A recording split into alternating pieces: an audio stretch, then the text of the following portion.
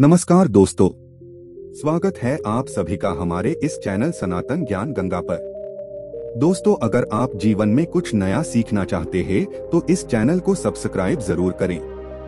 श्री शिवाय नमस्तुभ्यम। हर हर महादेव।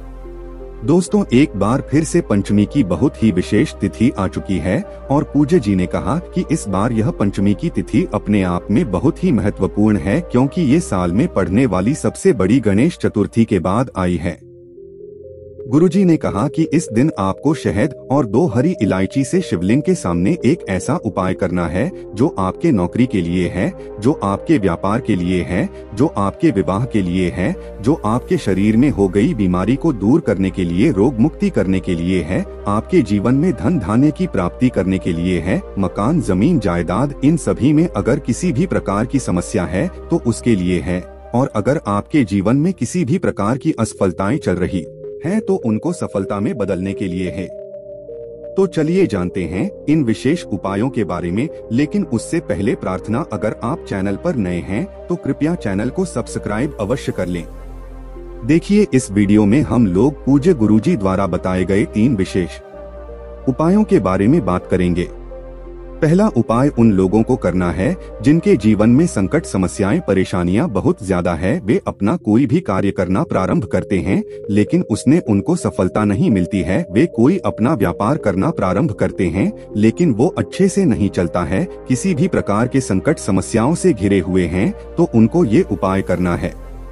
दूसरा उपाय उन लोगों को करना है जिन्हें किसी भी प्रकार की आर्थिक समस्या चल रही है, धन की प्राप्ति नहीं हो पा रही है, दुर्भाग्य लगातार बना रहता है, तो उनका दूसरा उपाय करना है। और तीसरा उपाय उन लोगों को करना है जिनके शरीर में कोई भारी रोग हो गया है, कोई भारी बीमारी हो गई है, तो उसको दूर करने के लिए आपको तीसरा उपाय करना है। चलिए बात करते हैं पूज्य गुरुजी द्वारा बताए गए पहले खास उपाय के बारे में। इस उपाय के लिए आपको सिर्फ 1 लोटा जल ले लेना है। लोटा तांबे का ले लीजिएगा और जल आप अपने किचन से ले लीजिएगा। फिर इसी के साथ आपको थोड़ा सा शहद ले लेना है। आप 2-4 बूंद 10 बूंद थोड़ा सा शहद ले लीजिए। और फिर सबसे आखिर में आपको ले लेना है एक बेलपत्र। अगर आपके पास बेलपत्र नहीं है तो आप शिवालय चले जाइए और शिवलिंग के ऊपर चढ़ी हुई बेलपत्र को उठाकर जल से शुद्ध करके फिर आप उसका भी इस्तेमाल कर सकते हैं। बस आपको ध्यान रखना है कि बेलपत्र कहीं से भी कटी फटी नहीं होनी चाहिए और बेलपत्र की डंडी के आखिर में जो दूत होती है वह भी नहीं होनी चाहिए। अगर दूत या डंठल लगी हुई बेलपत्र आप समर्पित कर देते हैं तो फिर आपकी वह विशेष मनोकामना परिपूर्ण नहीं होती है। इसलिए पूज्य गुरुजी ने कहा कि दूध आप तोड़कर अलग कर लिया करें। अब यह 3 सामग्री लेकर आपको जाना है शिवालय। पूज्य गुरुजी ने कहा कि ये उपाय आपको सिर्फ पंचमी की तिथि में करना है। किसी भी पंचमी तिथि में आप इस उपाय को कर सकते हैं। सुबह करना चाहे तो सुबह कर लें और शाम को करना चाहे तो शाम को कर लें। अब शिवालय पहुंचकर सबसे पहले आप एक काम करेंगे। आप जो शहद लेकर आए हैं और शहद को आप अपने दाहिने हाथ यानी राइट हैंड की अनामिका अंगुली में लगा लीजिए और इससे फिर आपको शिवलिंग में माता अशोक सुंदरी वाले स्थान पर ओम बना देना है।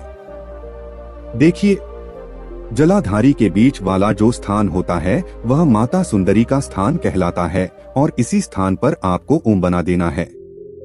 सामने स्क्रीन पर आपको समझाने का प्रयास किया जा रहा है। यह जिस स्थान पर बनाया गया है इसी स्थान पर आपको अनामिका उंगली से ओम बना देना है।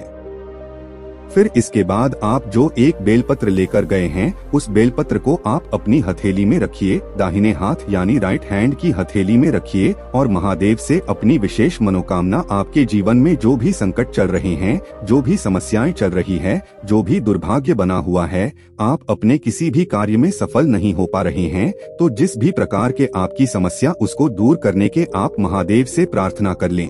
और फिर यह एक बेलपत्र आपको माता अशोक सुंदरी वाले स्थान पर समर्पित कर देनी है। जहां पर आपने ओम बनाया है उसी के ऊपर बेलपत्र समर्पित कर दीजिए। बेलपत्र की चिकनी शायद का हिस्सा नीचे की तरफ रहेगा और बेलपत्र की डंडी जलाधारी की तरफ रहेगी। सामने जैसा दिखाया जा रहा है ठीक ऐसे ही आपको समर्पित कर देनी है। फिर इसके बाद आपके पास जो एक लोटा जल बचा है, उस जल को आप थोड़ा सा सबसे पहले इस बेलपत्र की सबसे आगे वाली पत्ती पर समर्पित कर दीजिए और श्री शिवाय नमस्तुभ्यम मंत्र का स्मरण कर लीजिए।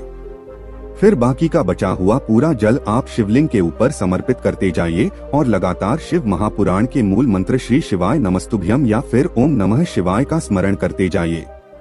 पूज्य गुरुजी ने कहा कि जल आपको इतने धीरे धीरे समर्पित करना है कि जल समर्पित करते करते आप कम से कम 11 बार श्री शिवाय नमस्तुभ्यम या फिर ओम नमः शिवाय मंत्र का जाप जरूर कर लें। फिर इसके बाद वापस अपने घर आ जाएं।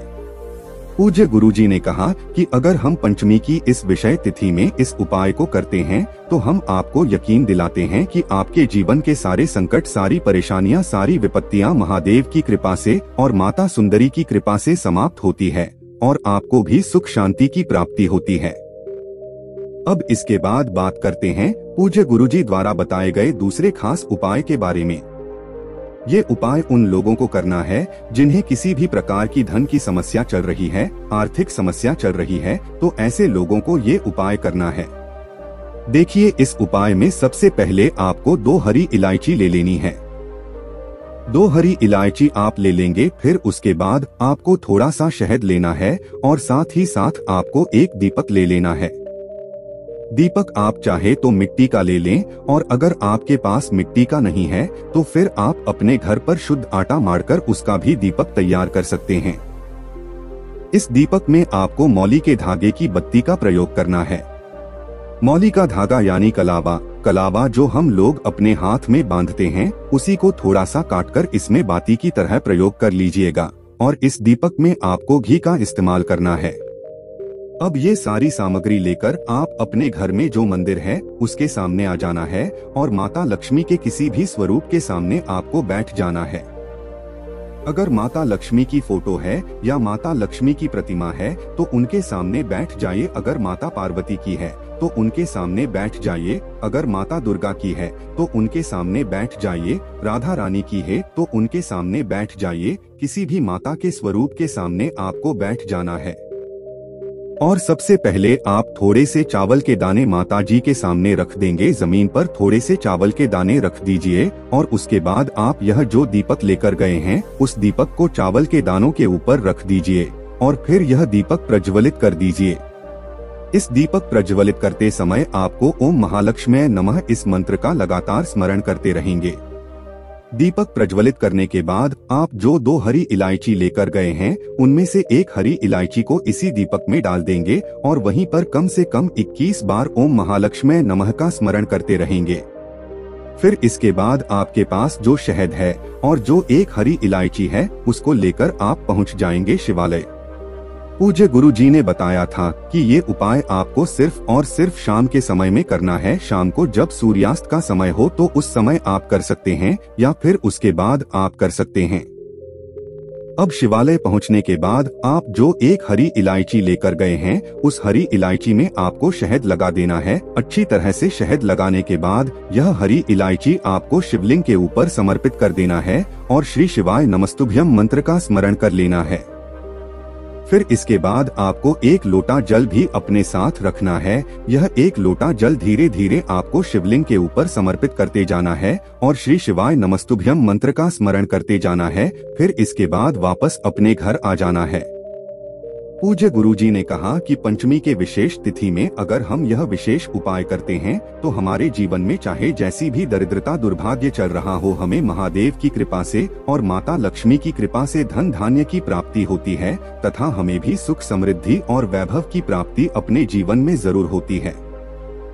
अब सबसे आखिर में बात करते हैं पूज्य गुरुजी द्वारा बताए गए रोग मुक्ति के उपाय के बारे में। इस उपाय के लिए आपको थोड़ा सा शहद ले लेना है। शहद के साथ आपको एक लोटा जल ले लेना है। आप सिर्फ ये 2 सामग्री लेकर आपको शिवालय पहुंचाना है। पूज्य गुरुजी ने कहा कि पंचमी तिथि में आप यह उपाय सुबह भी कर सकते हैं और शाम को भी कर सकते हैं। शिवालय पहुंचने के बाद आप जो शहद लेकर गए हैं और शहद से आपको माता अशोक सुंदरी वाले स्थान पर बना देना है।